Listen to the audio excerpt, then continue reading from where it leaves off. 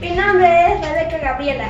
Mi nombre es Briana Toledo. Y somos de la institución educativa 40025 Santa Dorotea y nuestra docente es Edith Rubios Alegría. Ahora les presentaré nuestra cartelera lectora, empezando por una pequeña reseña de José María Arguedas. José María Arguedas, de 1911 a 1969, fue un escritor peruano conocido por su profunda exploración de la cultura andina y su innovador enfoque literario.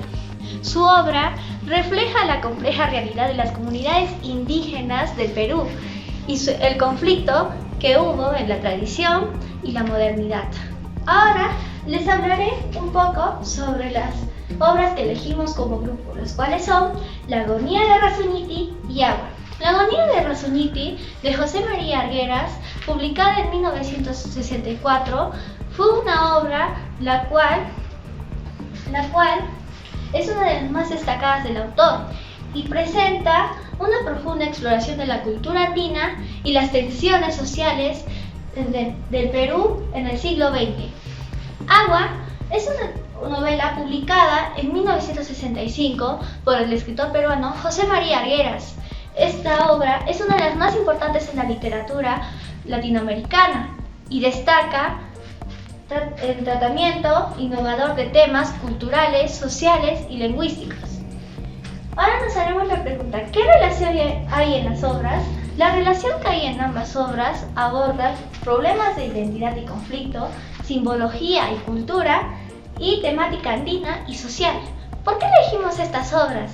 Elegimos estas obras, Agua y La agonía de Razuñiti, porque nos ofrecen una rica combinación del valor cultural, literario y educativo, no solo proporcionándonos así una visión profunda de la realidad andina y de la literatura latinoamericana, sino también llevándonos a reflexionar críticamente de los temas universales de identidad, resistencia y cambio.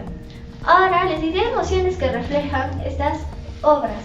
En ambas obras, Arguedas explora una gama de emociones intensas que reflejan la complejidad y la experiencia indígena andina frente a la opresión y el cambio, desde la desesperanza, la resistencia, la desesperación, la angustia, la tristeza, la solidaridad, entre otras. Ahora le daré el paso a mi compañera Briana, que les explicará un poco sobre La agonía de Razuñiti. A continuación yo voy a hablar sobre La agonía de Razuñiti. Este cuento narra sobre un danzante de tijeras que tenía un apu protector, que era un cóndor. Este danzante estaba en sus últimos días de vida. Fue que un día su esposa y sus dos hijas lo ayudaron a vestirse para ir a un ritual donde él bailaba y bailaba la danza de las tijeras. El danzante, mientras bailaba, se iba debilitando su cuerpo hasta caer tendido en el suelo, y su apu protector se fue dirigido a su aprendiz y se convirtió en el nuevo danza. Los personajes son los principales: Razuñiti, su esposa y sus dos hijas. Los personajes secundarios son Lurucha, Don Pascual y su aprendiz. Las ideas importantes son de que Razuñiti estaba en sus últimos días de vida, de que él tenía un apu protector, que era un cóndor, y que también al morir su apu fue hacia su aprendiz y se convirtió en el nuevo danza. La reflexión nos enseña que el danza apreció la tradición de la danza de las tijeras y murió tranquilamente bailando lo que a él le gusta. Ahora hablaré la obra llamada Agua, que fue creada por José María Arguedas. Sus personajes primarios: en este tenemos al niño Ernesto, a Pantacha y a Don Braulio. Como algunos personajes secundarios tenemos a Vilcas, a Don Inocencio y a Don Pascual, entre otros más. Ahora un pequeño resumen sobre esta obra. Había Había un pueblo llamado San Juan de Lucanas y en este existía un mal tiempo en el cual había sequía y este pueblo casi nunca se repartía el agua. Luego en una plaza se reunían semanalmente. Ahí había nuestro protagonista o personaje secundario que se llamaba Don Pascual, que es el que repartía agua solamente a sus amistades, a gente blanca o solamente a gente mestiza como él. Luego llegó Don Braulio, que llegó ebrio y se dio cuenta que habían repartido el agua a todos los comuneros. Este se enojó y sacó su pistola y empezó a disparar a la gente. Y en una de esas le cayó a Pantacha, que le cayó en la cabeza y lo dejó malherido.